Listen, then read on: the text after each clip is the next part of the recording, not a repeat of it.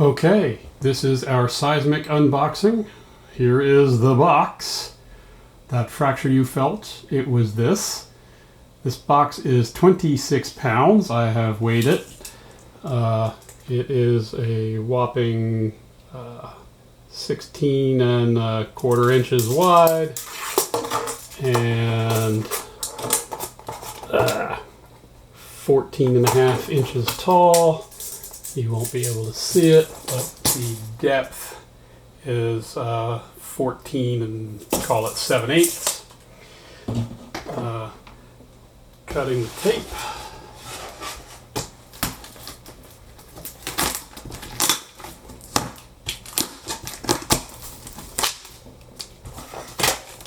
So it is well packed. I'm going to have to, I'll put this back for a second. I'm going to have to lift the camera to show you the top, how it comes. Protective board, so you can see that there are two pieces that completely surrounds the box, so it's rather difficult to get it out. What I'm going to do actually is turn it over.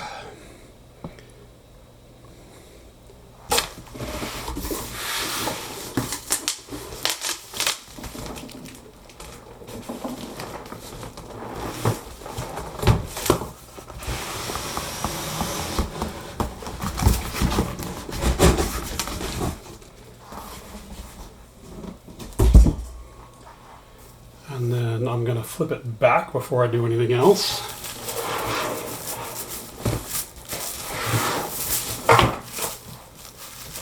Take one side off first.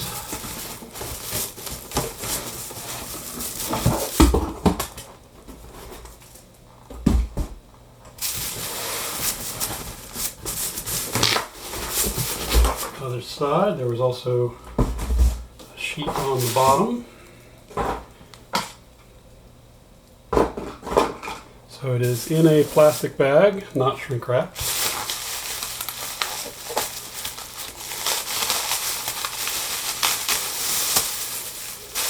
Easiest to just cut this. You can take it out of the bag, but with the weight of the box, easier to do it this way.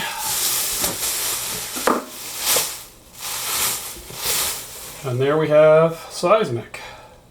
Fight, build, launch, win. To lift this up a bit, which is somewhat difficult given the weight of the box. Now, the inner box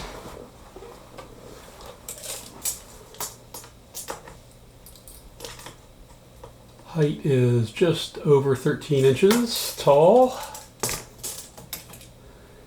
15 and 3/8 wide, and just over 13 inches in the other dimension.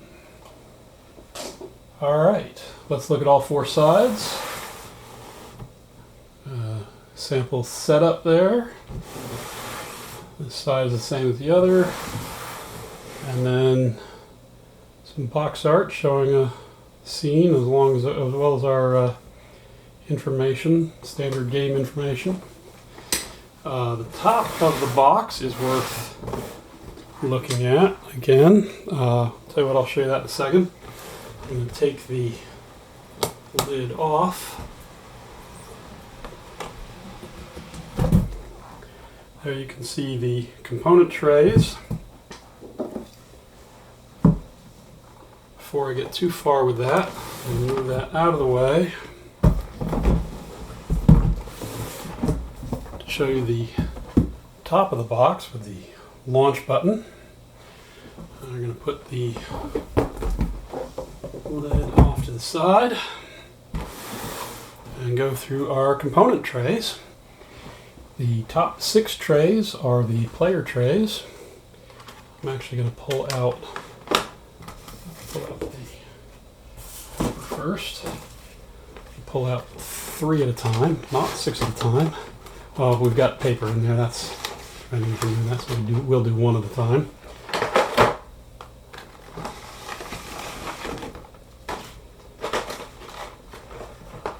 2. All right, let's go through one of these. First on top is the player board. This is where you play your command cards and then choose your bonus actions. Information at the bottom for each type of unit. There are 2 sides, kind of hard to distinguish, but there is a small symbol here and it says sabotage and exploit. If you are playing with espionage cards, you use that. Otherwise, you use the side that does not have those. This is another portion of your player board. This is where you store Lorium crystals, where you track your influence, and where you track what blueprints you have and which ones are completed. This is the blue player. You can see all of the unit types. So at the top we have the power mech, speakers,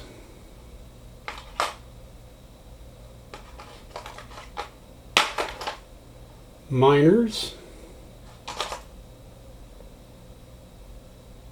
Where'd my soldiers go? There's first soldier. And the harvester. The other pieces down here at the bottom are pieces of the ship. We'll maybe go through that a little later, but all of these pieces are components of the colony ship. All of the player sculpts are the same, only the color is different. These nest into the top of the tray.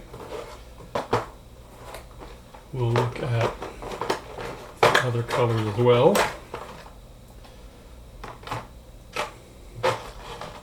There we have orange.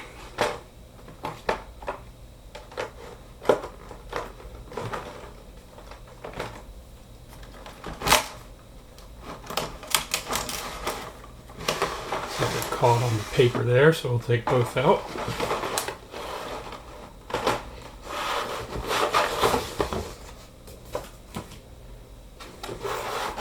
Now this is the unwashed copy. I will show you the washed copy later on. Here we have purple.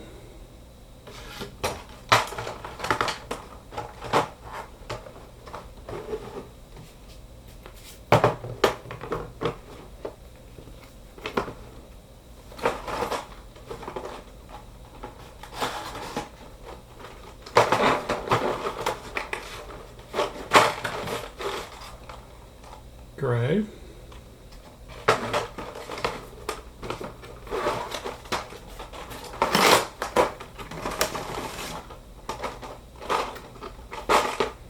Yellow.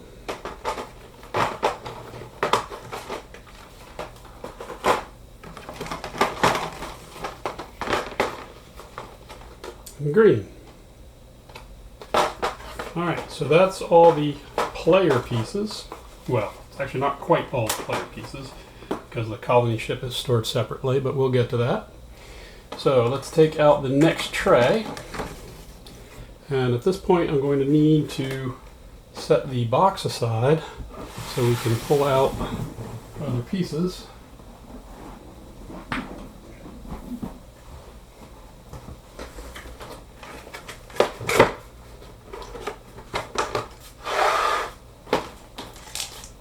First, we have our player aids.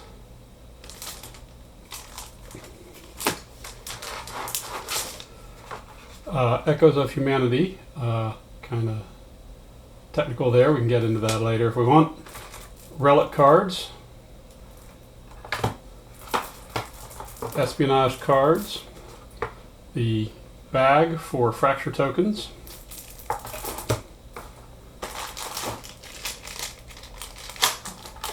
These are the fracture tokens themselves. These are very nice, I believe, acrylic. They're separated currently by terrain type. So here we have tundra. I'm actually going to go ahead and throw these in the bag now, just because I'm here.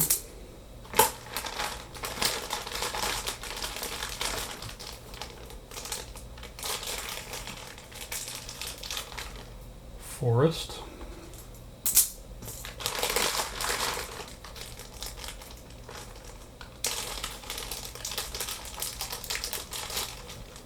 Rocky.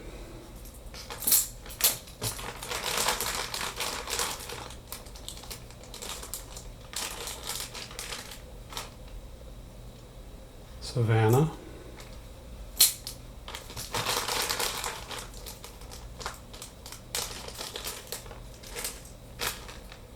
Wetlands.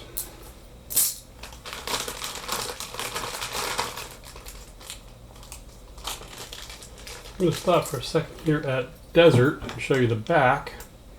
So this is Desert 6, that's Desert 1, and then everything in between, of course. So that tells you which of terrain type, which layer, level, is what's destroyed. And we have a handful of specials. There's a pull 2 more tokens, 2 of those. Devastated, Colony City, and 2 false alarms.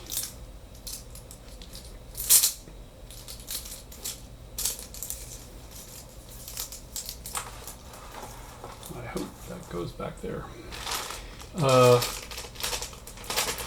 These are the blueprint tokens. So you have pulled out multiples of 1, but each blueprint you need from each color player.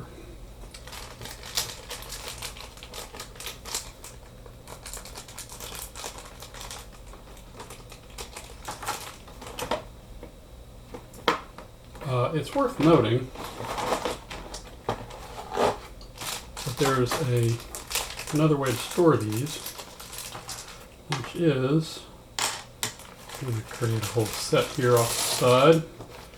Yellow, purple, blue, gray, orange, green. So once I have my tokens, I can actually set them into the lid of each player, and then when the cardboard goes back on top, they're locked into place. So when you hand the player this, they've got all the blueprint tokens already. You don't have to go find them and bring them out separately. I'm going to go set all of them up right this second. Move that aside. Oops, missed one.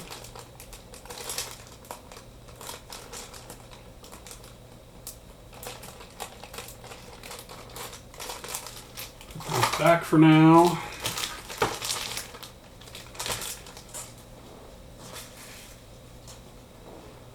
Okay, these are the command card. Each player gets 10 command cards.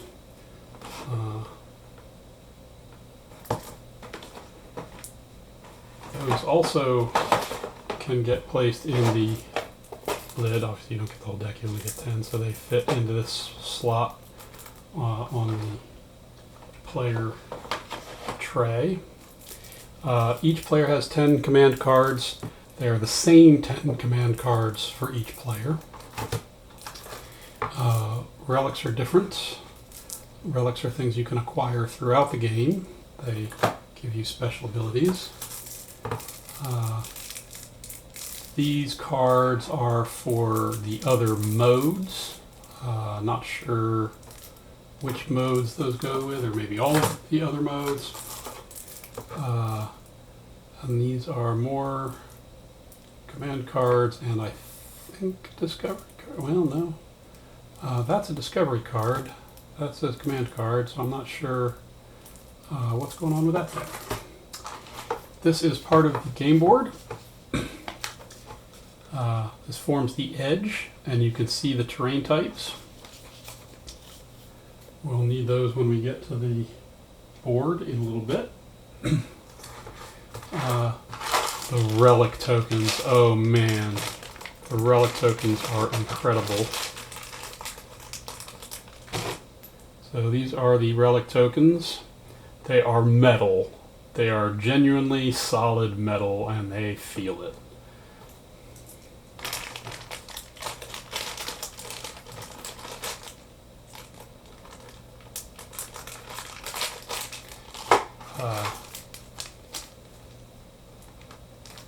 cubes.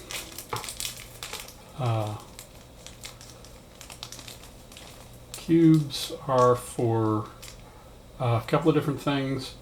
For different modes, you use different cubes. In the main mode, each player has an orange cube for tracking their influence. These tokens form the seismograph indicator. So they stack up. We haven't seen the seismograph yet, but we'll get there. At any rate, I'm having trouble stacking them on my hand, but basically the stack moves, and then when you reach the end, you leave a stack, and then so the game is accelerating as time goes on. You get less time between fracture events that destroy the board. Put those aside for a moment because we'll need them later. Battle flags. Battle flags indicate who initiated combat or initiated the lock. Combat isn't handled immediately as soon as units attack. You have to actually wait to trigger that. So in order to keep track of who started the battle, you put the battle flag into the unit that started the attack.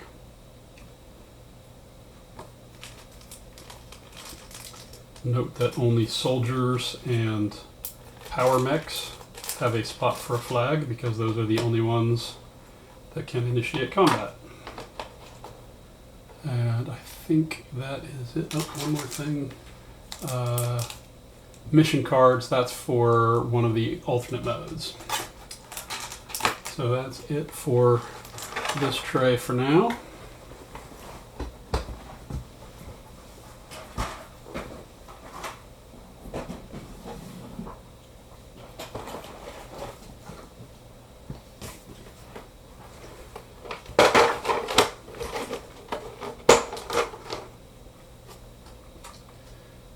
So each terrain has 3 mountains on it. This is just an absolutely nice touch that you put physical mountains. You don't actually need these. The board shows that there's a mountain, but by physically having the mountain there, it reminds you, like, hey, you can't move here. Nobody is tempted to mess that up. So those are really, really nice looking. The faction cards, as well as the solo mode agent, or opponent rather. There are quite a few faction cards, and they give you special abilities. They all sound crazy, but because everybody has something crazy, it works out. These are the discovery cards that I was mentioning earlier. And those, I think, are for the solo mode. You have dice. Battle is resolved by dice rolls. More powerful units roll more dice. Having more units rolls more dice. Combat units roll red dice because the faces are weighted. So there's a higher probability of higher shots on a red die than there are on a yellow die. And in fact, yellow dice only go up to 4, not 6. So you absolutely cannot destroy certain things if you are only attacking with non-military troops that roll yellow. The humanity die, we can talk about that later. These are the flags for the players when they take control of habitats. These again can get unpacked from here and put onto the player trays so that you don't have to distribute them at the end. During combat, whenever you roll, however many dice you're rolling, you also roll 1 battle die. It's blue or green depending on whether you are attacker or defender. And there's an extra one just to make extra one of each to make life a little easier. And those are all flags. There are some extra flags. There's more orange flags than you actually need, and more yellow flags, yeah, more yellow flags than you need, and that is for alternate modes. And we're good with this tray for now. Oh, missed one. Laurium crystals. This is the in-game currency. It is an absolutely beautiful, translucent purple. You don't actually run out of Laurium. It only, believe me, this is plenty of Laurium, but in the event that lots of people are pulling down lots of Laurium, the game does not limit you based on the Laurium provided in the game, that it's unlimited. That is not true of habitat control. You've got, I think it's 7, not orange, purple. You've got 7 flags, and that's it. You can only control 7 habitats at a time. All right. I'm gonna put this one aside and grab our last tray.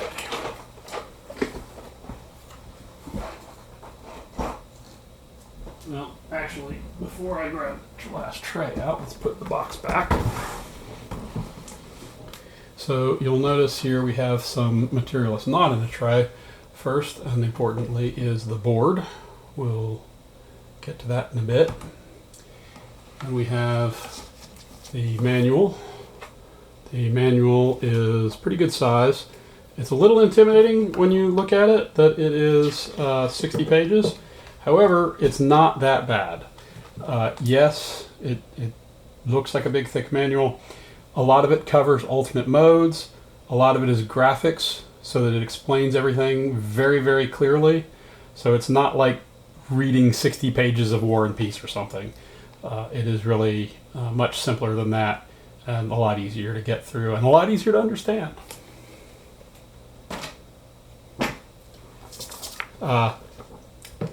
Because there are so many trays and so many components, here is a sheet explaining how everything goes, so that after you have pulled everything out, you don't have to go back and look through a unboxing video to figure out where everything goes in the box.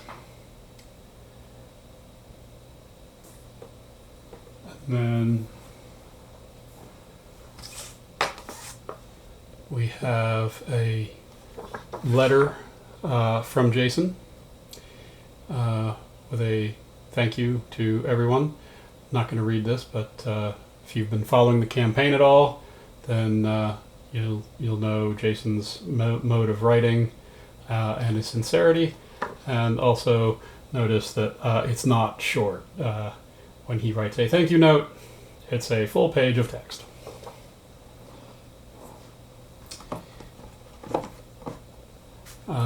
Quick start guide.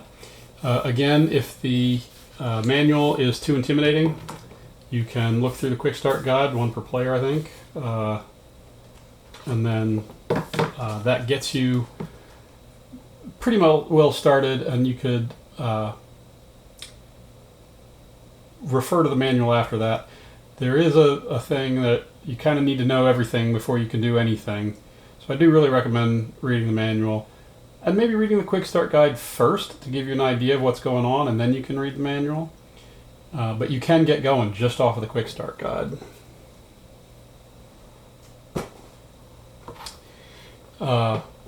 This is for the co-op mode.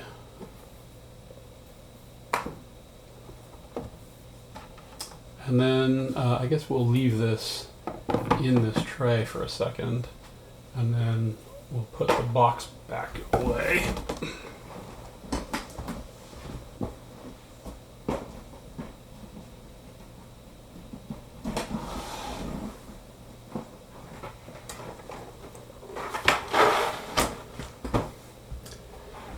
So you can see that the printed material, including the game board,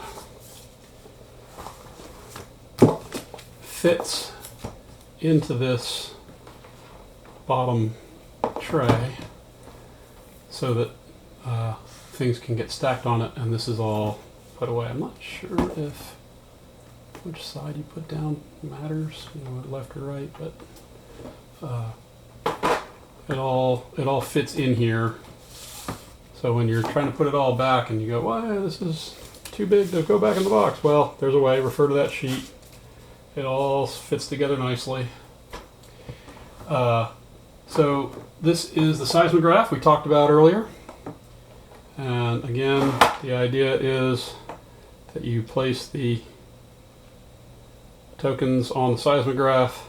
As fracture events happen, eventually you reach as tremors happen, you eventually reach a fracture event, at which point you restart, but with one less slot.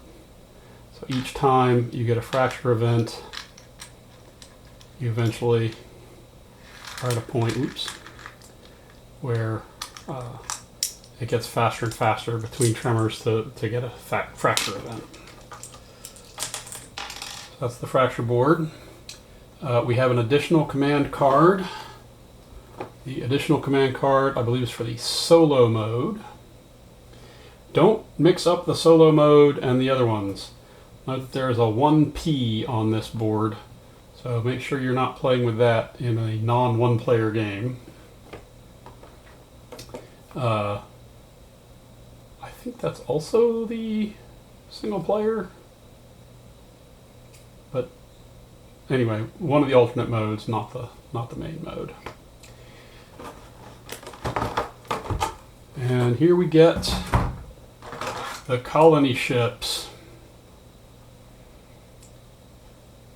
Let me pull out purple. Did I just put them in? Yes, I did.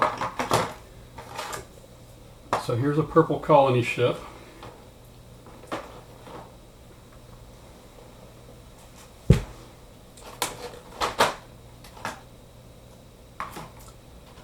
Forgive me, I don't always remember the name of every component.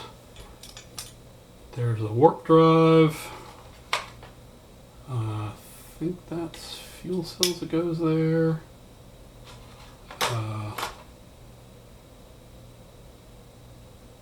Colonist quarters.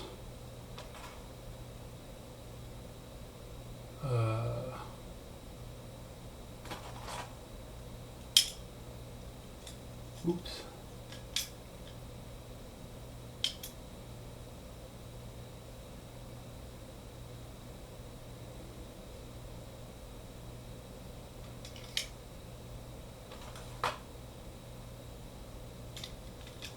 Oh, I got something backwards. So, got at least two things backwards. Oh no, that one does go there. And then here. So, that is what a completed ship looks like. Pretty sure. Might have something mixed up, but hey, there you go. Once you have completed your ship, you can launch and therefore win the game. The launch button does actually function. The launch button is really just the first player token, but it's kind of fun to hit the button when you win. These are the habitats I was talking about earlier that you take control of to gain influence. That's actually Colony City I just pulled out. And then I forget the specific names of the things, but this is a 3-level camps, settlements, and something. Forget offhand.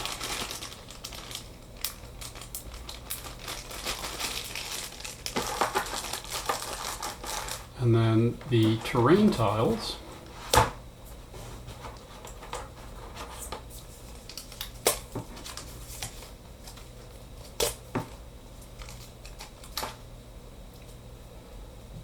That is water for tundra. Lorium crystal space. An explorable space, which is basically nothing on it.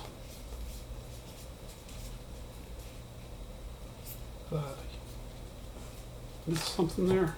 Oh yeah, it's just not all of them because we're missing There's a lot of hexes for one player.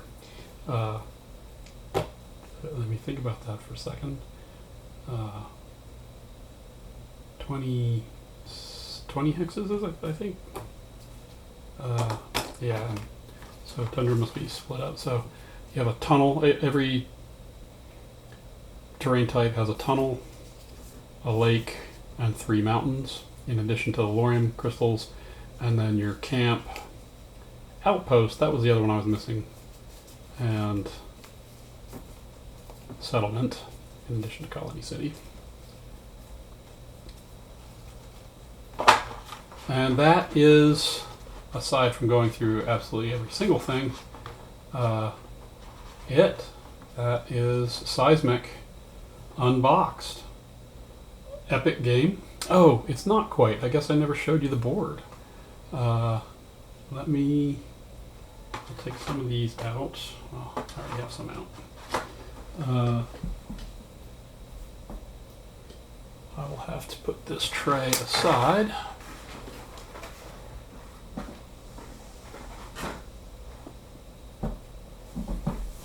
I may have to put the rest of these trays aside because the board is quite large.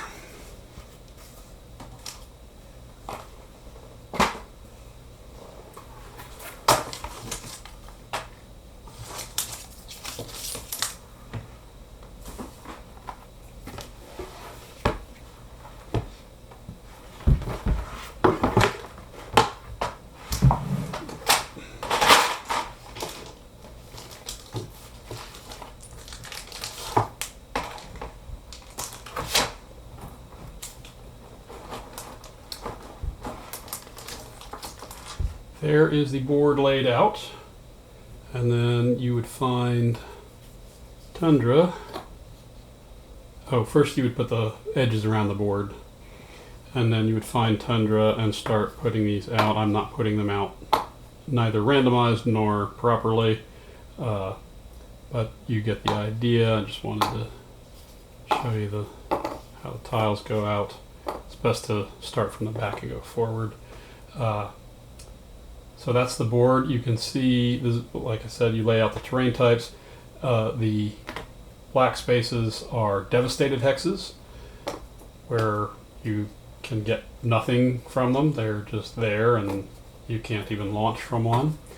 The lava spaces are abyss. In addition to not being able to get anything from them, you cannot even move there. Anything that was on a terrain type, when it gets destroyed, regardless of whether it's over a devastated or abyss hex. But you can move through devastated hexes later, but you cannot move through abyss hexes later. Okay, that is Cysmic unboxing. Maybe I can set up an entire setup at some point and show you what that looks like. But those are all the pieces.